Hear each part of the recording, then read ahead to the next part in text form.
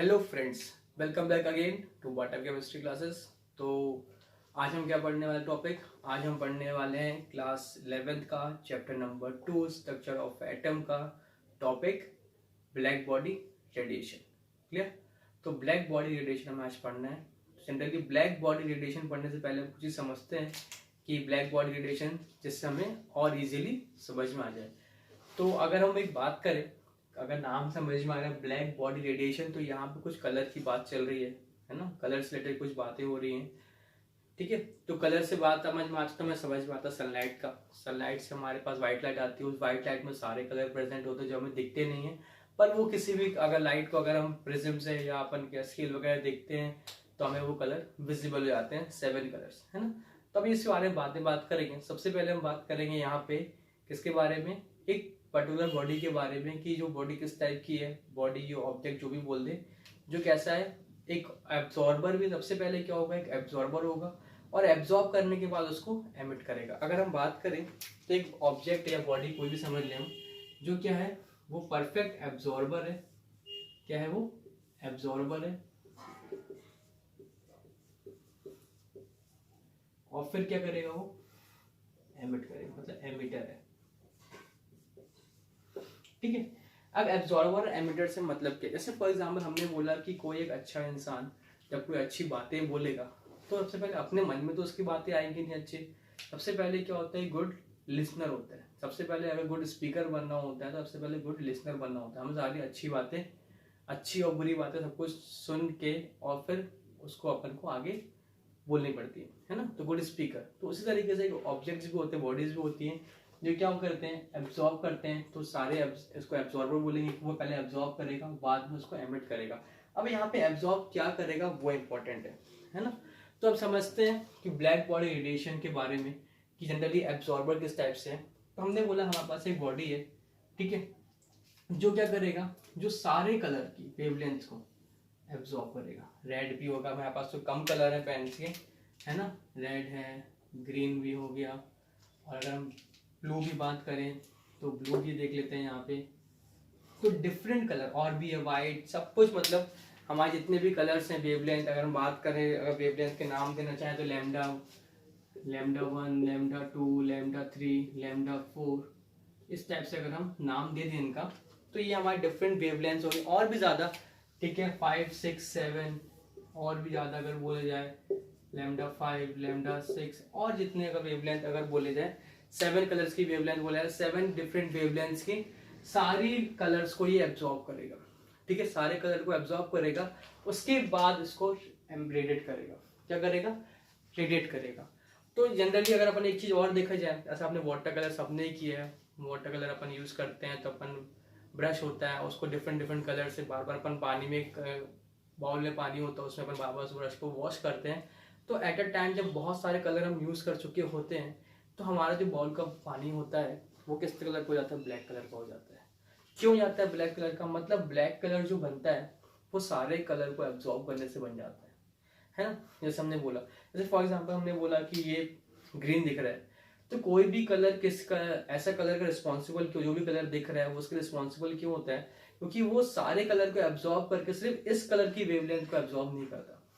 मतलब जो भी चीज जिस कलर की दिख रही है, मतलब उसने उस कलर को एब्जॉर्ब नहीं किया, उसको रिफ्लेक्ट कर दिया है ना। तो यहाँ पे 2-3 फिनोमेना होता है, एक एमिट का भी होता है, एक क्या होता है रिफ्लेक्शन का, रिफ्लेक्ट करने का भी होता है ना, रिफ्लेक्ट करने का भी होता है। रिफ्लेक्ट मतलब क्या हो रहा है, जैसे हमने बोला कि अगर हमारे पास ये रेड कलर शो हो रहा है, यहाँ पे रेड कलर हो रहा है, तो इस वाले पार्ट में क्या हो रहा है, सिर्फ ये रेड कलर को एब्जॉर्ब नहीं कर रहा है पार्ट, सिर्फ रेड कलर क्या कर रहा है, रिफ्लेक्ट कर रहा है, बाकी ये पूरे 6 कलर को एब्जॉर्ब कर लेगा। मतलब जो भी चीज जिस कलर की दिखाई दे रही है वो उस कलर को रिफ्लेक्ट कर रहा है, उस कलर की वेवलेंथ को रिफ्लेक्ट कर रहा है, बाकी सबको एब्जॉर्ब कर रहा है। ठीक है, तो ये हो गया एक फिनोमेना। अब हम बात कर रहे हैं यहाँ पे एमिट की, ब्लैक बॉडी रेडिएशन की।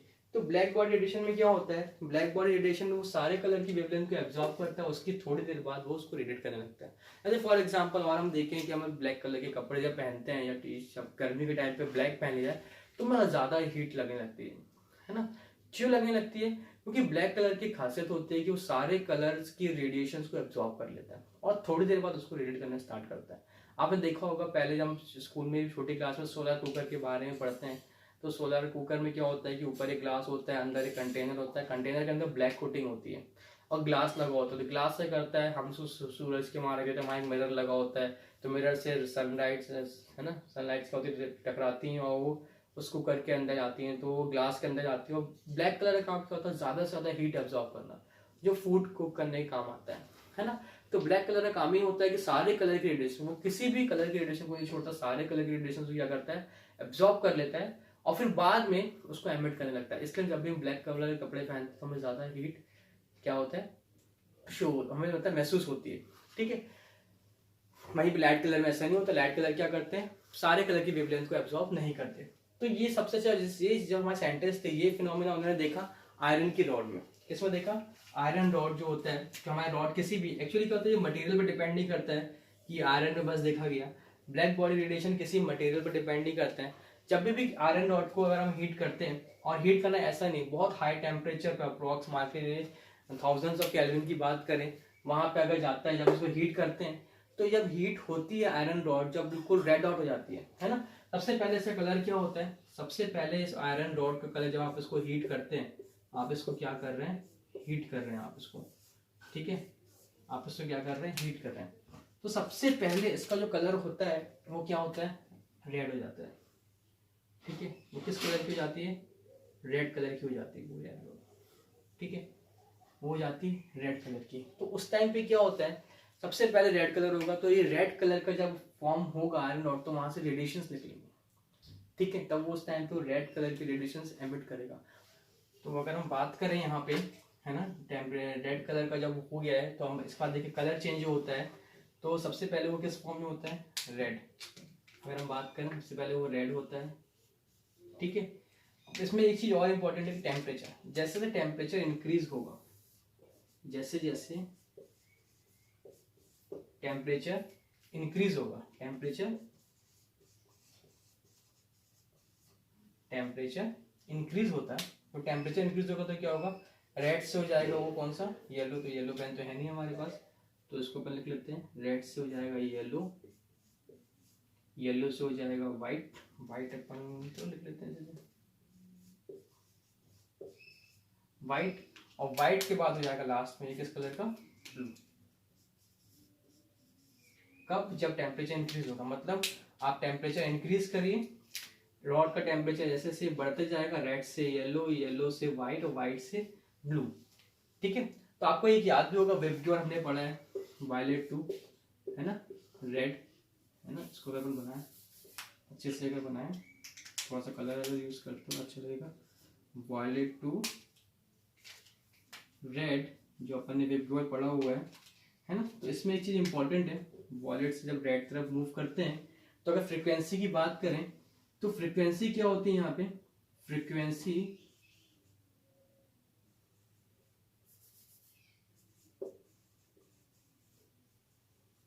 एक फ्रीक्वेंसी की बात करें और एक वेवलेंथ की बात करें।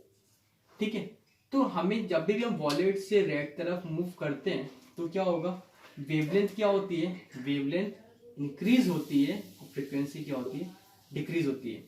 ठीक है, जब हम इस साइड मूव कर रहे हैं, हम किस साइड मूव कर रहे हैं, इस डायरेक्शन में मूव कर रहे हैं जब, ठीक है। और अगर रिवर्स करेंगे, अगर हम रिवर्स मूव करेंगे, इस साइड आते हैं, रेड से अगर वॉलेट की तरफ आते हैं तो क्या होगा, उल्टा हो जाएगा इसका। रेड से अगर वॉलेट की तरफ मूव करते हैं हम, जब रेड टू वॉलेट अगर मूव करते हैं हम यहाँ पे, तब क्या होगा, थोड़ा देखते हैं यहाँ पे, उल्टा हो जाएगा, रिवर्स हो जाएगा इसका, सिंपल है ना। तो वेवलेंथ और फ्रीक्वेंसी की बात करें तो फ्रीक्वेंसी क्या होगी, फ्रीक्वेंसी इंक्रीज करेगी और वेवलेंथ क्या होगी, डिक्रीज हो जाएगी यहाँ पे। ठीक है, तो अगर हम बात करें कि हम इसको हीट कर रहे हैं, जब हमारी आयरन रॉड हीट हो रही है तो टेम्परेचर इंक्रीज होगा। जैसे जैसे भाई आप तो हीट कंटिन्यूसली कर रहे हैं, आप कंटिन्यू हीट कर रहे हैं, जब टेम्परेचर बहुत ज्यादा हाई हो जाएगा यहाँ पे, तब क्या होगा, ये रेड कलर का होगा। और जैसे जैसे आप टेम्परेचर इंक्रीज करते जाते हैं, जैसे जैसे आप टेम्परेचर इंक्रीज करते आएंगे तो ये येलो में कन्वर्ट होगा, yellow to white, white to blue. मतलब सिंपल सी बात है। तो क्या हो रहा है यहाँ पे, अगर हम देखा जाए, यहाँ पे एक चीज समझी जाए, तो कलर क्या हो रहा है, जब टेम्परेचर इंक्रीज हो रहा है तो वेवलेंथ वेवलेंथ क्या हो रही है, वेवलेंथ हमारी क्या हो रही है, डिक्रीज हो रही है, वेवलेंथ हमारी क्या हो रही है, डिक्रीज हो रही है, और फ्रीक्वेंसी क्या हो रही है, फ्रीक्वेंसी हमारी इंक्रीज हो रही है। क्लियर, वेवलेंथ क्या हो रही है हमारी, डिक्रीज हो रही है, और फ्रीक्वेंसी क्या हो रही है हमारी यहाँ पे, इंक्रीज हो रही है। इस चीज का हमें ध्यान देना है, क्योंकि वायलेट की फ्रीक्वेंसी क्या है, ज्यादा है, पर वेवलेंथ क्या है, कम है।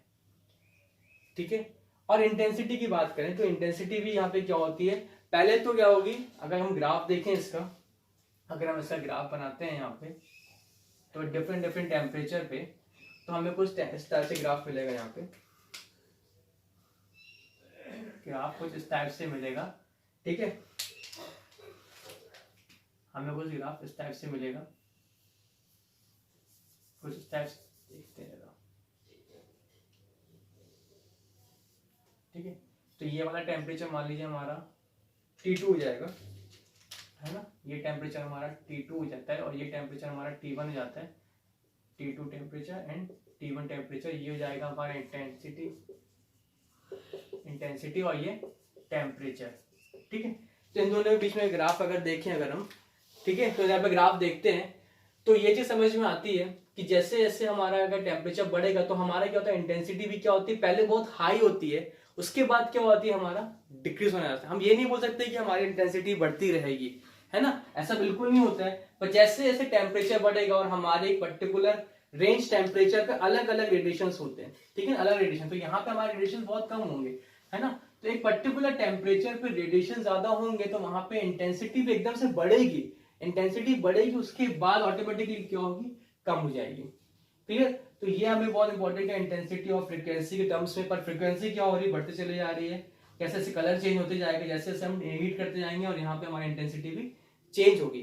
क्लियर, तो ये हमारा क्या होता है, ब्लैक बॉडी रेडिएशन का एक पार्ट है, तो ये हमें समझना है, जो हमें काफी कुछ समझ में आ गया होगा कि कैसे है कि हम जब भी कोई भी ऑब्जेक्ट, और एक चीज और याद रखना कि मटेरियल पर डिपेंड नहीं है कि मटेरियल कोई सा भी हो, आप उसको हीट करना है। हाँ, ये अलग बात है कि उसका मेल्टिंग पॉइंट ज्यादा होना चाहिए, तभी वो हीट होगा और इस टेम्परेचर तक पहुंचेगा ताकि वो रेडिएशंस एमिट कर सके, है ना। तो ये हमें समझ में आ गई ब्लैक बॉडी रेडिएशन क्या होगा, एब्जॉर्ब करेगा सारे कलर की वेवलेंथ को, एब्जॉर्ब करके फिर उसको क्या करेगा, एमिट करेगा। रिफ्लेक्ट, दो तीन फिनोमेना होते हैं, ठीक है, एमिट भी कर सकता है और रिफ्लेक्ट भी। तो ये अलग अलग चीजें हैं दोनों, जो मैंने आपको बताया। रिफ्लेक्ट का हमने कहाँ पे देखा है पार्ट, जो कलर शो होने में, किस टाइप कलर कौन शो होता है, और एमिट का मतलब समझ में आया कि रेडिएशन एमिट करना है, इसलिए हम इसको बोलते हैं ब्लैक बॉडी रेडिएशन नाम दिया गया।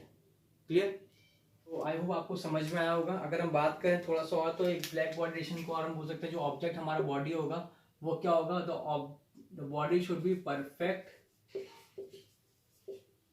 एब्जॉर्बर एंड परफेक्ट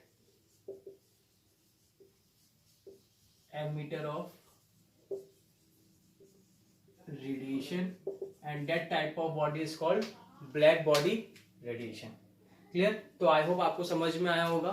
क्लियर, तो हम इसमें और अपन अच्छे से अपन करेंगे, नेक्स्ट टॉपिक में पढ़ेंगे अपन क्या, फोटोइलेक्ट्रिक इफेक्ट। क्लियर, तब तक के लिए बने रहे, थैंक यू और अपना ख्याल रखें।